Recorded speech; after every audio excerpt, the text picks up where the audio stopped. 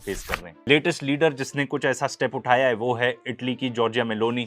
इनको भाई round of applause for her, क्योंकि इन्होंने जाके एक डिफेंस कोऑपरेशन डील थी इजराइल के साथ, वो सस्पेंड कर दी है। अब देखो ये हो सकता है कि इससे इजराइल को बहुत ज्यादा फर्क नहीं पड़ेगा ऑन द ग्राउंड। देखो सब अगर आके इजराइल को आइसोलेट करेंगे तब ही इस दुनिया में वर्ल्ड पीस हो सकती है। देखो इजराइल पराया स्टेट है, साथ साथ वो अमेरिका को भी एक पराया स्टेट बना रहा है, तो ये बहुत ही अच्छा मूव है जो जॉर्जिया मेलोनी ने किया है। हमको ऐसा प्रेशर और बिल्ड करना पड़ेगा पूरी दुनिया को ताकि ये लोग लाइन पर आए।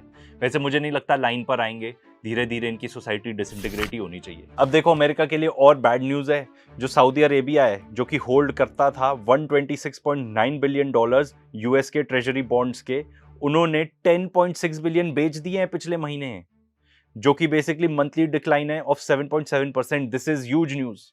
देखो यूएस ट्रेजरी बॉन्ड भी अभी 4.2% पे है, इस पे नजर रखनी पड़ेगी। अगर ये ऊपर जाता है तो अमेरिका को बहुत भारी नुकसान उठाना पड़ेगा, क्योंकि उनको और इंटरेस्ट पे करना पड़ेगा ऑन द बॉन्ड्स जो उन्होंने बेचे हैं पूरी दुनिया को। अब देखो सब कहते रहते हैं कि चाइना क्या कर रहा है। चाइना मुझे लगता है नेक्स्ट लेवल डिप्लोमेसी खेल रहा है भाई बिहाइंड द सीन्स। अब देखो उसने मीटिंग्स किस किस के साथ की है, रशिया ठीक है एलाई है, यूएई के साथ उसको बता रहा होगा कि भाई तुम सुधर जाओ नहीं तो तुम्हारा देश बचेगा ही नहीं।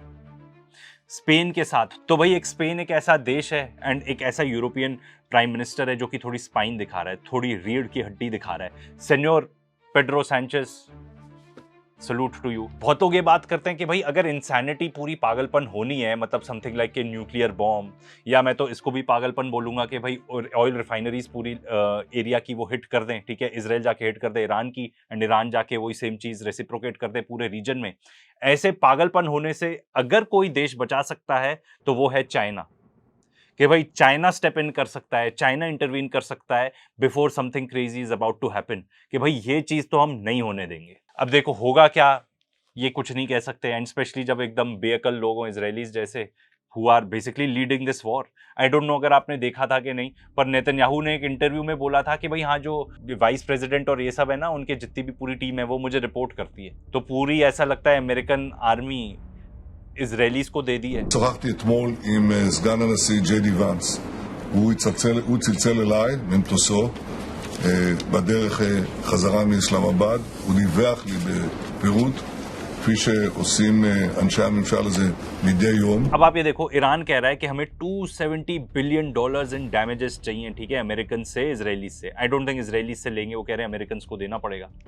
And because they are saying कि 1,25,000 सिविलियन स्ट्रक्चर्स को इन्होंने खत्म कर दिया है या सिवियरली डैमेज किया है। मतलब आप इमेजिन करो इस वॉर के दौरान हो क्या रहा था, मिसाइल्स फायर करे जा रहा था, तो इनका मिलिट्री इंफ्रास्ट्रक्चर कितना ही डैमेज किया होगा इन्होंने। अब देखो ये बहुत बढ़िया वेबसाइट मिली है जो बताती है कि हर देश की फ्यूल की क्या स्टेटस है, कि वहाँ पे फ्यूल है कि नहीं। तो देखो कितने सारे ऐसे नेशन हैं, एंड खास तौर पे हमारे सब कॉन्टिनेंट के एशियन कंट्रीज को तो कितने ज़्यादा हैं जहाँ पे रिस्ट्रिक्टेड हो चुका है fuel access. Nepal, Sri Lanka, Vietnam, Ethiopia ने भी एडवाइजरी जारी की हुई है, बांग्लादेश, केन्या में भी रिस्ट्रिक्टेड है, म्यांमार में भी रिस्ट्रिक्टेड है, ऑस्ट्रेलिया में तो पैनिक टाइप की सिचुएशन हो गई थी।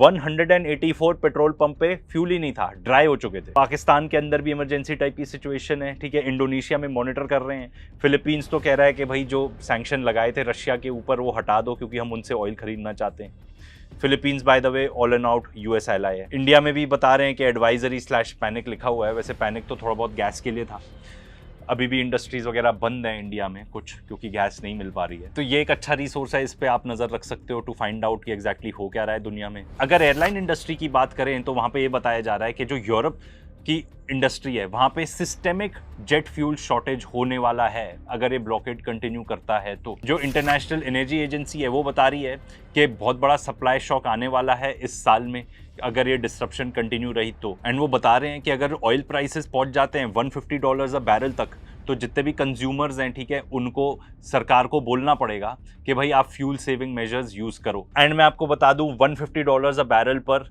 ये जो हमारे इंडेक्सेस हैं ये ना पहुंचे हों, बट फिजिकली तो काफ़ी जगह पे $150 अ बैरल पर ट्रेड हो रहा है। एंड स्थिति थोड़ी ऐसी है कि इतने कम टैंकर निकलते हैं, लाइव बिडिंग चलने लगती है कि मैं तुम्हें ज़्यादा पैसे दूंगा, मैं कम पैसे दूंगा, इतना नहीं दे सकता मैं। तो फिर जो ज़्यादा बिडर होता है वहाँ पे चला जाता है टैंकर। फॉर एग्जाम्पल ऐसे एक oil tanker was bound for India, but वो चाइना चला गया क्योंकि उन्होंने ज़्यादा बिड कर दी होगी उस पर्टिकुलर टैंकर पर। तो ये पर्टिकुलर स्थिति है यहाँ पे। देखो इंडिया में तो बहुत ज़्यादा न्यूज़ अभी आ नहीं रही है, इसके बाद हम अपने मीडिया से ज़्यादा कुछ एक्सपेक्ट भी नहीं कर सकते।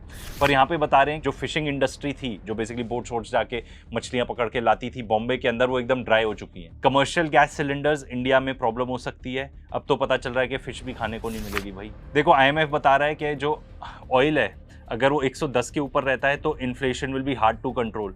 भाई आप किसी से भी पूछ लो देश प्रदेश में कि क्या पर्टिकुलर हालत है। Basically these guys are saying कि भाई हम ऑलरेडी जो स्थिति है उसमें ऑलरेडी हम रिसेशन पे जाने वाले हैं। इनफैक्ट बहुत सारे एक्सपर्ट्स तो ये कहते हैं कि ऑलरेडी इतना डैमेज हो चुका है कि रिसेशन तो आना गारंटीड ही है। ग्लोबल कोलैप्स आएगा कि नहीं ये इस चीज़ पर डिपेंड करेगा कि अमेरिका क्या चॉइस लेता है।